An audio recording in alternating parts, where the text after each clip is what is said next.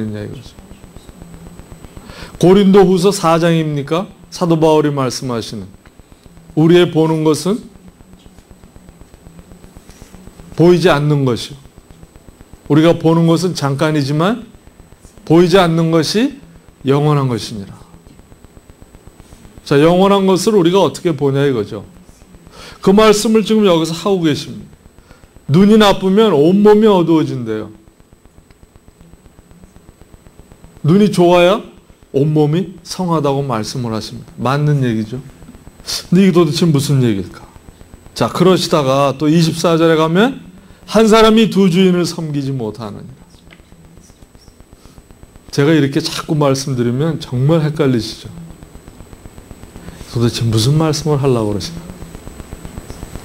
그러면서 쭉 나가다가 25절에 무엇을 먹고 마시고 입을까를 염려하지 말라.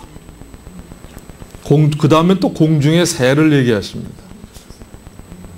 자, 지금 예수님이 어디로 끌고 가세요? 그러다가 드레핀 쿠카르도 얘기하고 백합화 얘기를 하고 솔로몬의 영광을 얘기하고 아궁이에 던져지는 풀과 그 다음에 지적하는 말씀이 믿음이 적은 자들아. 와, 이거 정말 어떻게 해야 됩니까? 다 이런 것들은 이방인이 구하는 것이니라 또 이렇게 나옵니다.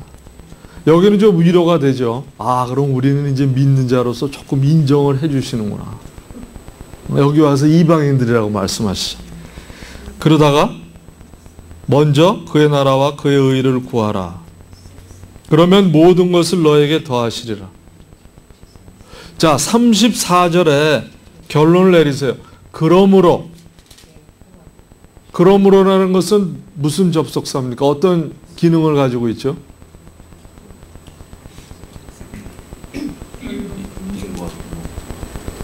인과? 결과? 아, 여러분 한국 분들 맞으세요?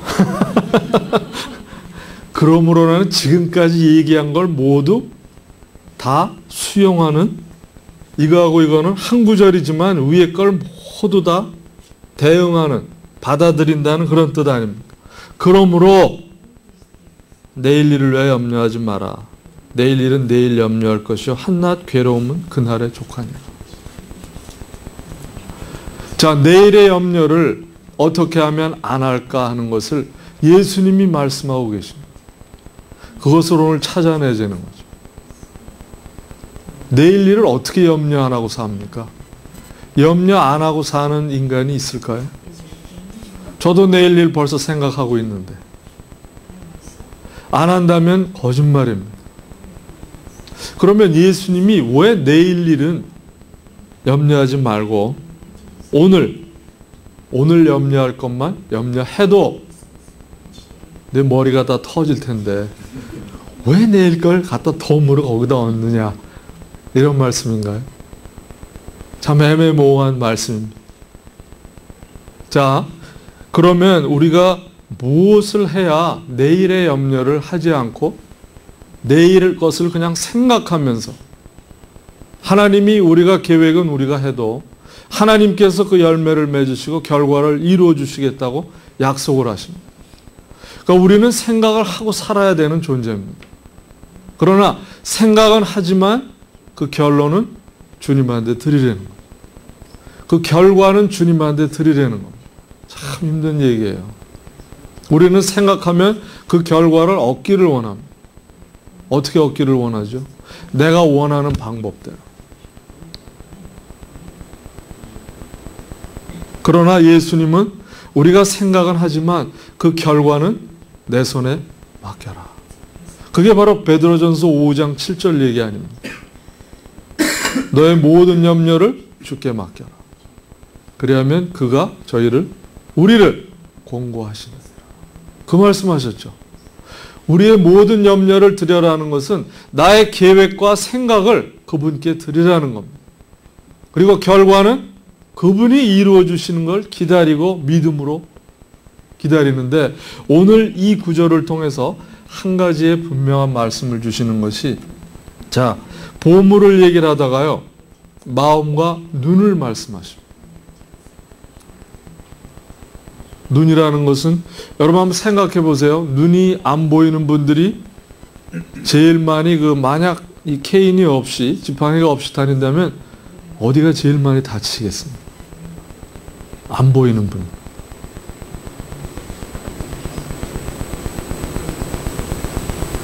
우리가 늘 보고 사니까 잘 이해를 못하죠. 한번 상상을 해보세요. 그분들이 보이지 않는 분들이 눈이 불편한 분들이 지팡이가 없이 간다면 어딜 제일 많이 다치겠습니까?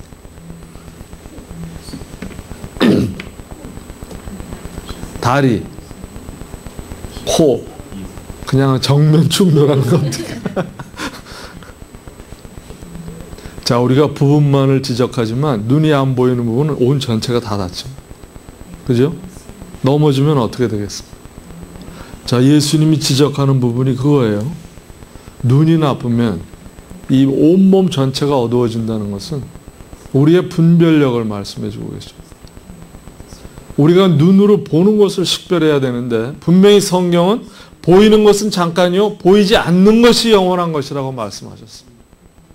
보이지 않는 것을 보는 것처럼 봐야 하는 것이 분별력인데 우리가 그 분별력을 어디서 찾을 수 있느냐? 예수님이 그 분별력을 갖기 위한 믿음을 주셨죠. 그 믿음의 원천은 누굽니까? 예수님. 자, 그 부분을 여기서 말씀하고 계세요. 몸의 등불이라고 그랬습니다. 눈이. 우리가 어떻게 식별하고 분별하고 사느냐가 내 몸을 어둡게 하느냐 밝게 하느냐를 얘기한 것입니다. 우리가 분별력을 가지고 살 때 영원한 것이 무엇인 것을 우리가 알 수 있다는 것입니다. 자, 그렇다면 여기서 살 동안 예수님이 허락하신 모든 재물이나 우리의 물건들을 가지고 살아가는데 여기서 쓸 건 쓰고 그 다음에 하늘나라 가면 또 하늘나라 거로 우리가 소유하면 되지 않느냐. 이렇게 생각하기가 쉽다는 거죠. 그걸 미리 알고 예수님이 지적하신 게 24절입니다. 사람이 두 주인을 섬기지 못합니다. 땅의 것과 땅에서 받을 상급과 하늘의 상급은 같이 갈 수 없다는 겁니다. 항상 제가 말씀드린 대로 성경은 우리에게 양면성을 주장하고 계세요. 그리고 선택은 우리에게 주어졌습니다. 그것이 바로 하나님의 사랑입니다. 하나님은 강권적으로 우리에게 따라와라. 이거를 해야만 천국에 온다. 이거를 해야만 하늘의 상급이 있다고 말씀하시지 않아요. 우리에게 믿음이라는 전제를 주시고 그 위에서 분별력을 가지고 사는 분은 이 지상의 땅이 아니라 지상에서 받는 상급이 아니라 하늘의 상급을 더욱더 우려하고 두려워하고 그것을 바라고 소망을 가지고 살아간다는 뜻입니다. 그럼 우리가 눈이 밝아야 된다는 것은 영원한 것을 식별할 수 있는 분별력을 가지라는 말씀입니다. 우리가 그 분별력을 가질 때 절대 두 주인을 우리가 같이 섬길 수 없다는 것을 알게 된다는 겁니다. 자, 33절까지 말씀하시는 게 결론이 뭡니까? 32절에 가면 자, 위에 내가 다 얘기한 거는 다 이방인들이 구하는 것이다. 이렇게 결론을 주세요. 이방인이라는 것은 성경의 이방인은 뭡니까? 현대에는 안 믿는 자들. 자, 이건 다 나를 모르고 나를 외면하고 내가 나를 알도록 다 계시하고 일반 계시인 창조를 통해서 하나님이 계시다는 것을 다 알려주었건만 나를 찾으려고도 하지 않고 깨달으려고 하지도 않고 나를 찾는 자가 없다고 로마서에서도 말씀하고 계세요. 그런 사람들이 하는 일이 다 이런 것이라고. 그러면서 예수님이 믿는 자들에게 뭘 말씀하시냐면 26절에 왜 새를 보라고 말씀하십니다. 공중의 새를 봐라. 심지도 않고 거두지도 않고 창고에 모아 들이지도 아니하되 너희 천부께서 기르시나니 너희는 이것들보다 귀하지 아니하나. 공중의 새는 뭡니까? 하나님과 새와 관계는 무슨 관계일까요? 창조주와 피조물의 관계지만 우리와 하나님의 관계는 무슨 관계라고 말씀하세요?